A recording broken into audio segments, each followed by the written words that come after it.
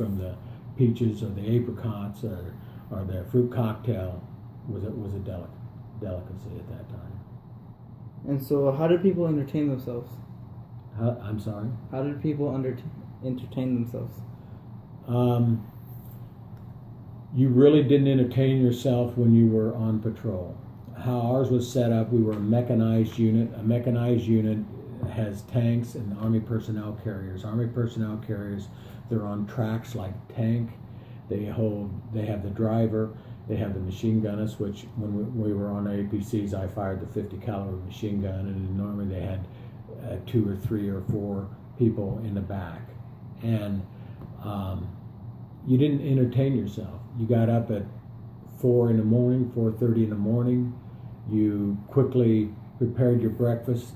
You got ready when they said fall out. You went somewhere and then you patrolled. And you patrolled 8-10 hours. And then when you came back, you would move into position. You would have supper.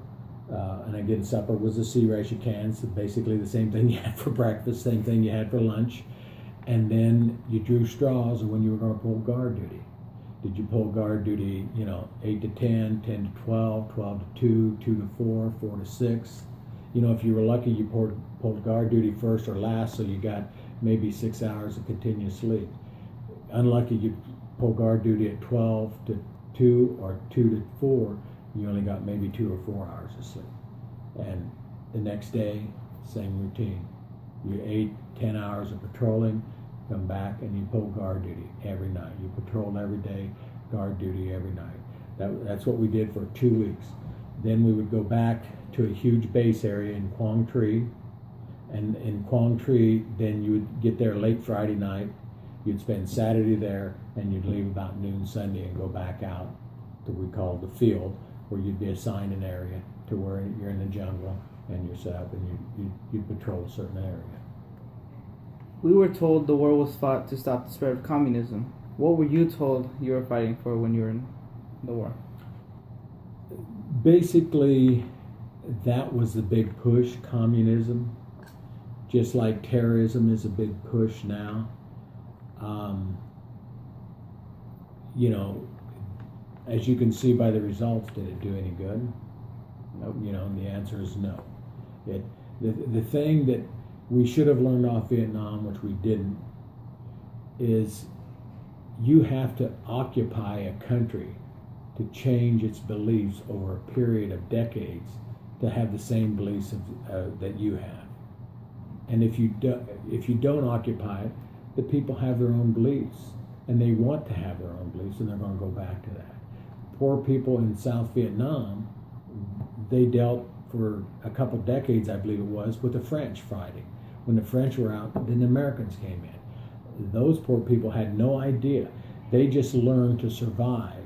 Whoever was in power, if the communists, if the Viet Cong were in there, they were in power, they acted as the Viet Cong wanted to. If the Americans were there, they acted as Americans. When the French were there, they acted as the French. We should have learned something from it, but we didn't. And were you worried that our side might not win? When you're in combat, you don't worry about the big picture. You worry about the day-to-day picture. And the day-to-day picture is protecting you and your buddies protecting you. That's what it is. As I said, the goal that I had going to Vietnam was going to Vietnam and physically coming back the same way that I left.